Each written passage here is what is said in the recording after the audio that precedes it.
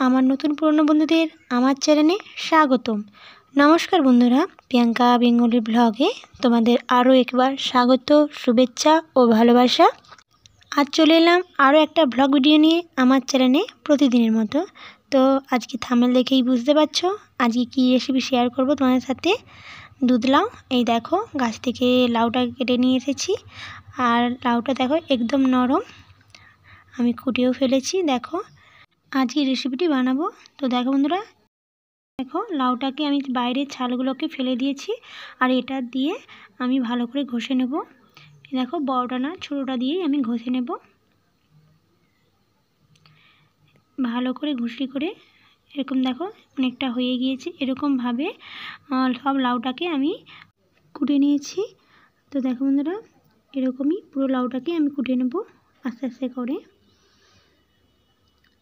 তো দেখো বন্ধুরা, এইভাবে অনেকটাই হয়ে গিয়েছে, আমার পুরোটাই হয়ে গিয়েছে। আর দেখো কতটা ঘষি হয়েছে, এরকমভাবে ঠিক আমি ঘষে নেব লাউটাকে।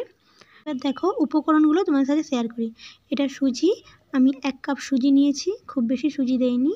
আর দেখো এটা হচ্ছে 1 কাপ চিনি। এছাড়া রয়েছে এলাচটাকে আমি ছিঁচে নিয়েছি। আর নুন নিয়েছি আর তেজপাতা নিয়েছি। নুনটা আমিও অল্প পরিমাণে নিয়েছি। আর দেখো ঘিটাও নিয়েছি। আর শেষের উপকরণটি হচ্ছে দুধটা নিয়েছি প্রায় 500-র মতো আমি দুধ নিয়েছি। এই উপকরণ দিয়ে আমি রান্নাটা আজকে শুরু করব। তো দেখো বন্ধুরা, প্রথমে আমি সুজিটাকে ভেজে নেব। যেহেতু কাঁচা সুজি তাই একটু ভালো করে ভেজে নেব। একটু ঘি দিয়ে দিলাম, ঘিতে আমি প্রথমে সুজিটাকে ভেজে নেব। এখানে সাদা তেলও ব্যবহার করতে পারো, কোনো অসুবিধা নেই। ঘিটা বসে গিয়েছিল তাই একটু গরম করে নিয়েছি। আর দেখো গরম কড়াতে দিয়ে দিতেই গলে গিয়েছে। এবার দেখো 1 কাপ সুজিটা আমি দিয়ে দিলাম আর একটু পরিমাণে ঘিটা আমি দিয়ে দিচ্ছি। এবার ভালো করে আমি ভেজে নেব, ঘির সঙ্গে মিশিয়ে নেব। আর দেখো প্রথমে ডালা রয়েছে, আর দেখো সুজিটা ভাজা হয়ে গেলে আর ডালা থাকবে না। তো দেখো বন্ধুরা, আমি সুজিটা ভেজে নিয়েছি, অলরেডি ভাজাটা হয়ে গিয়েছে। এবার আমি তুলে নেব। তো দেখো বন্ধুরা, লাল লাল করে অনেকটাই ভালো করে ভেজে নিয়েছি। এবার কড়াতে আমি লাউটাকে দিয়ে দিচ্ছি, পুরো লাউটাকে আমি সিদ্ধ করে নেব। আর কিছুক্ষণের জন্য চাপা দিয়ে দেব। দেখো নরম লাউটা একদম ছাগ হয়ে গিয়েছে। একটু ভালো করে নেড়ে নেব প্রথমে, তারপরে কিছুক্ষণের জন্য চাপা দিয়ে দেব। চাপা দিয়ে দিলেই খুব জলদি সিদ্ধ হয়ে যাবে।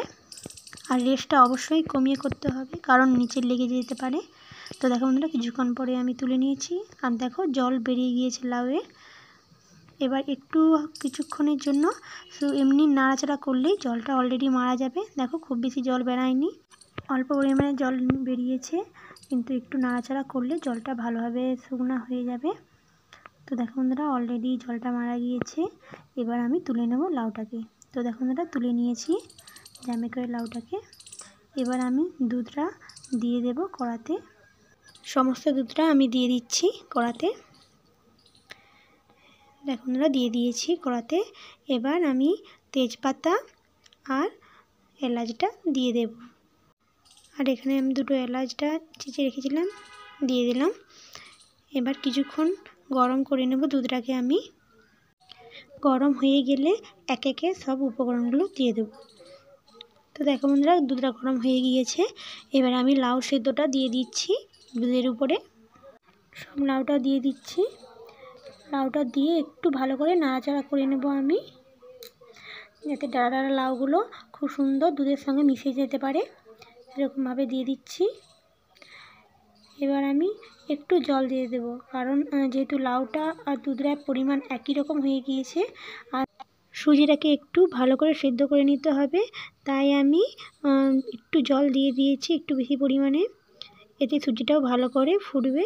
তো দেখো বন্ধুরা, হয়ে গিয়েছে প্রায়, জলটা দিয়ে একটু গরম হয়ে গিয়েছে। এবার আমি সুজিটা ঢেলে দেব। এখানে খুব বেশি আমি সুজি ব্যবহার করছি না, কারণ লাউর পরিমাণ এখানে একটু বেশি হয়। আমি সুজিটা 1 কাপ মোটে দিয়েছি। তো দেখো বন্ধুরা, সব সুজিটা আমি দিয়ে দিলাম একটু বিছিয়ে, কারণ না হলে এক জায়গায় দিলে ডালা হয়ে যায়, তাই আমি একটু ভালো করে চারিদিকে একটু ছড়িয়ে দিলাম। তো দেখো বন্ধুরা, এবার আমি ভালো করে ঘেঁটে নেব সুজিটাকে দুধের সঙ্গে। এভাবে একটু ভালো করে নাড়াচাড়া করে নেব আর কিছুক্ষণ ফুটিয়ে নেব। তো দেখো বন্ধুরা অনেকটা হয়ে গিয়েছে, সেদ্ধ প্রায় হয়ে গিয়েছে। এবার আমি চিনিটাকে দেব, আর চিনিটা আমি লাস্টে দিয়েছি, কারণ চিনিটা প্রথমে দিলে লাউটা আর এমনকি সুজিটা সেদ্ধটা অনেকটাই কম হয়, তাই আমি চিনিটা এখানে লাস্টে ব্যবহার করেছি। তো দেখো বন্ধুরা চিনিটা পুরোটা দিয়ে দিয়েছি 1 কাপ। আর এবার ভালো করে নাড়াচাড়া করে নেব। আর দেখো সুজিটা অনেকটা বসে গিয়েছে, আর আমি এটাকে পাতলা পাতলা অবস্থায় তুলে নেব। তো দেখো শেষে আমি ঘি দিয়ে দিচ্ছি, 1 চামচ ঘি দিয়ে এবার ভালো করে নাড়াচাড়া করে নেব। আর সবের শেষে আমি এখানে নুনটা দিয়ে দিচ্ছি অল্প করে, এতে স্বাদটা ভালো লাগে।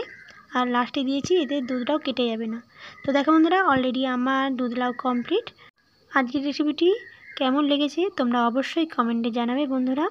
যদি ভালো লাগে তাহলে লাইক আর সাবস্ক্রাইব করে আমার সঙ্গে থাকবে।